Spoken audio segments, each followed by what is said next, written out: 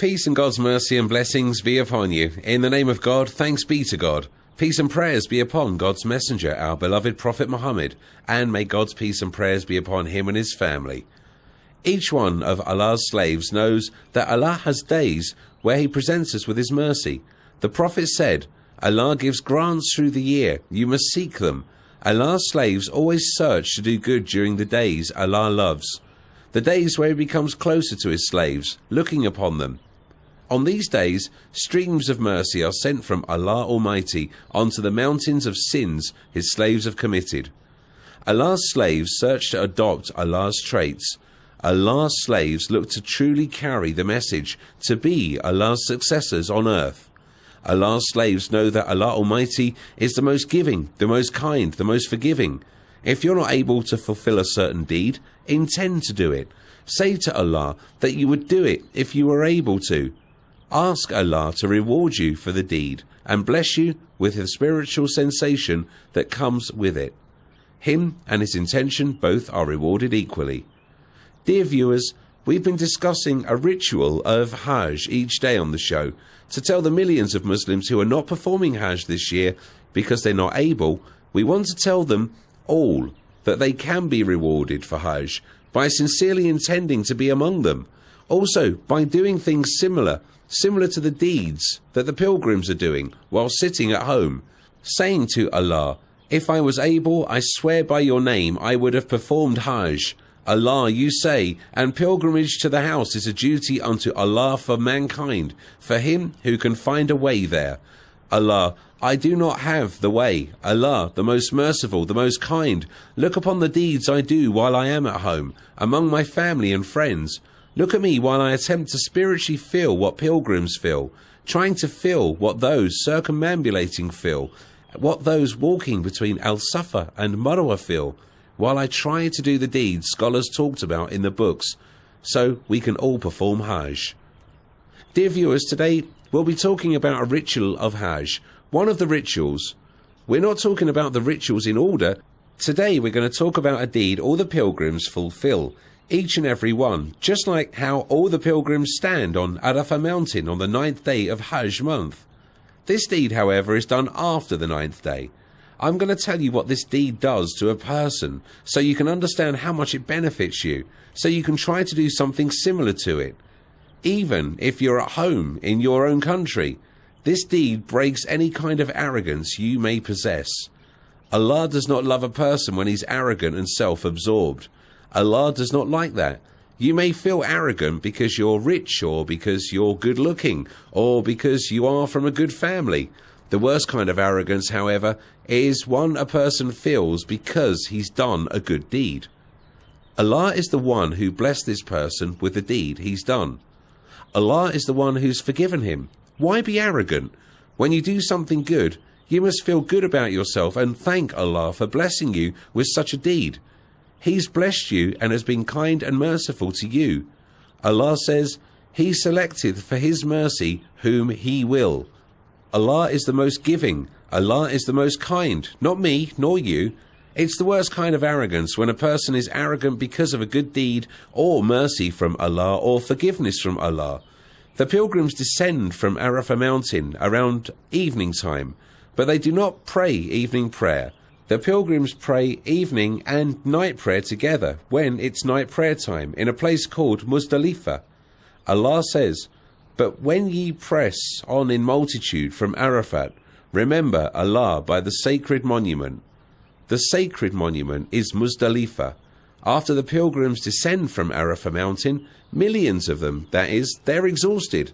They've been wearing the Hajj clothes for the past 2 days.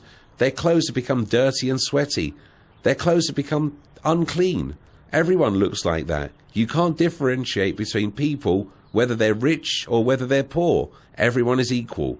All the pilgrims are descending from Arafat mountain, exhausted, tired. What eases their pain is the sweetness of the forgiveness that they've just earned. For they've worshipped Allah sincerely, and the day of Arafah is the day of forgiveness from Allah. Hajj is Arafah. However, the devil is descending with the pilgrims, and he's preparing himself because he wants to start all over again. Alright, now, We will all descend from Arafah mountain. Be careful if the devil comes to you, whispering to you, telling you that you've been forgiven and that you're special. Do you know what happens? One of two scenarios. Either the devil informs that Muslim that he's been forgiven and that person becomes more humble and more loving before Allah, Allah who forgave him for his sins, which have accumulated over the years in minutes. Or a Muslim feels at ease thinking, I've been forgiven for all my sins, so I really don't need to worship Allah anymore or pray. Maybe now I act differently, doing bad things every once in a while. Maybe I can gossip and such. You're descending from Arafah, still wearing your Hajj clothes and thinking like this? You see people doing wrong things. Why? The devil is doing his job again.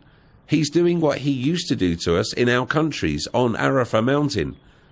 This is why Allah ordered us to sleep on the floor when descending from Arafah and arriving at Muzdalifah.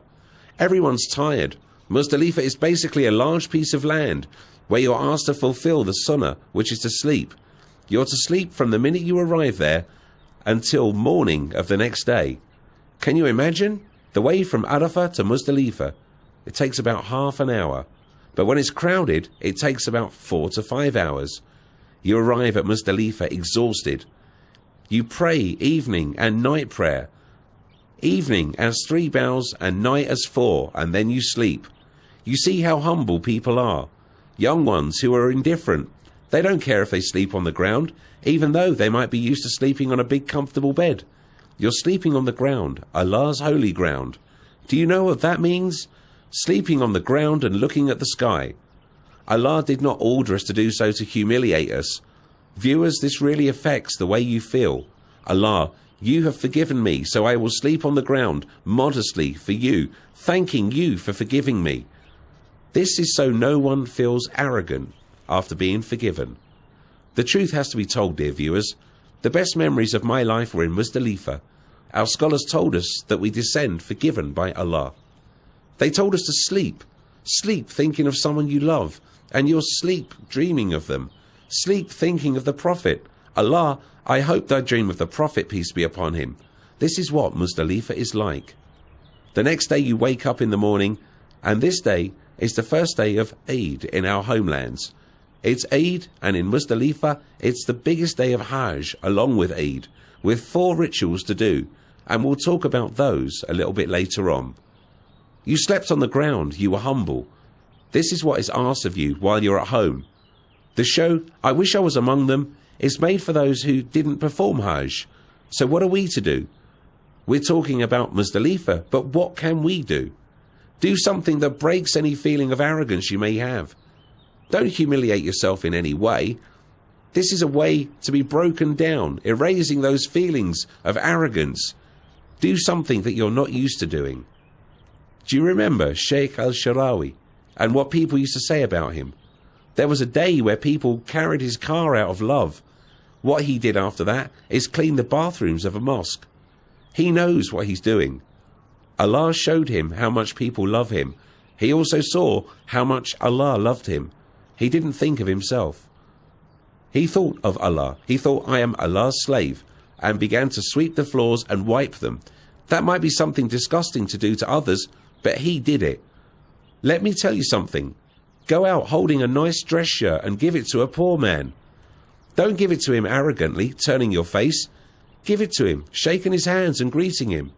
Ask him if he will accept your simple gift. Ask Allah to accept your good deed. Not only this. When you pass by a poor person on the street, be nice to them. Ask them if they need anything. Don't act arrogantly around them. Be humble. Be modest before Allah. Be broken before Allah Almighty by doing something that you've not done before. This is why Muzdalifah is special. Muzdalifah is not a day. Muzdalifah is a way of life. It teaches you that everything you have or do is from Allah. That is what Ibn al-Qayyim taught us. Every person must acknowledge that. Pharaoh came out and announced himself as God to his people, and that no one was capable of doing what he was. Can you imagine? He was to punish anyone that believed otherwise. There are also people that think deep down that they rule others and that they're better than them, and that is arrogance. Break this arrogance. Break the arrogance that does not allow you to apologize when you're mistaken. Get rid of the arrogance that doesn't allow you to accept any advice, always thinking that you are right. Muzdalifa is filled with worshippers praying and reading Quran. We need Muzdalifa. We need to sleep on the ground, to be broken, because arrogance stands in your way to Allah. When someone sees an arrogant Muslim, he hates Muslims and Islam altogether. Oh, how we need Muzdalifa. Muzdalifa, where we sleep on the ground. If you do so, then with Allah's will, you will be rewarded. The reward of this day that is right after the day of Arafah. The day where you feel spiritual. I hope that you dream of the Prophet, peace be upon him, like many of those who descended from Arafah mountain and dreamt of the Prophet Muhammad. Say it with me from your heart. I wish I was among them, so that I could be rewarded greatly. I wish I was among them.